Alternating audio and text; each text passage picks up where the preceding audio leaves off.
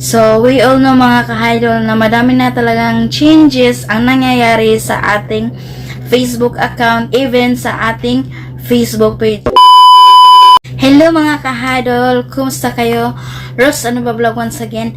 At another tutorial videos na naman ang ating matutunghayan for today's video dahil ituturo ko sa inyo kung paano natin ma-check ang status ng ating Facebook page status. Wow! Sa bagong update ni Facebook Meta. Pero bago po yan, gusto ko po magpasalamat sa inyong lahat sa patuloy na pagsubaybay at pagsuporta sa channel na to. Wow! Salamat talaga mga ka-idol. And if you are new to my channel, please do consider subscribe at pakihit na din po yung bell icon para if ever may bago tayong mga tutorial videos ay mabibigyan ka po ng notification ni YouTube.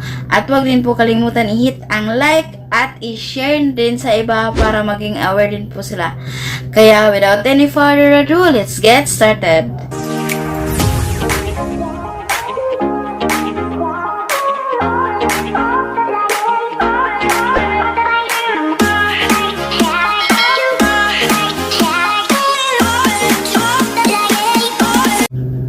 So, ngayon po mga ka-idol, punta po tayo sa ating Facebook application. Then, go to our Facebook page account. So, since na-login ko na po ang aking Facebook page account, ang kailangan lang po natin gawin is, i-click po natin itong Settings and Privacy. Yan. Then, click Settings. Then, click nyo po Page Setup. Pero may mga phone po mga ka-idol na automatically po nilang nakikita yung tinatawag na page status dito. Kasi hindi po lahat ng phone ay nakakatch up agad yung mga bagong feature ni Facebook Meta. At dahil hindi pa nga nakatch up ng ating phone ang ganitong pagbabago sa ating Facebook page account, ay ang nakikita pa natin dito ay yung tinatawag na page setup. So ngayon, click natin.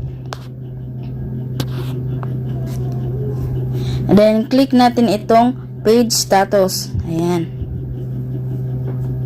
So, ito na po ang status ng ating Facebook page account mga ka-idol na kung saan in good quality po siya at maganda po ang standard ng ating Facebook page account kasi wala po siyang violations or any restrictions na nalabag mula sa Facebook page community guidelines nila.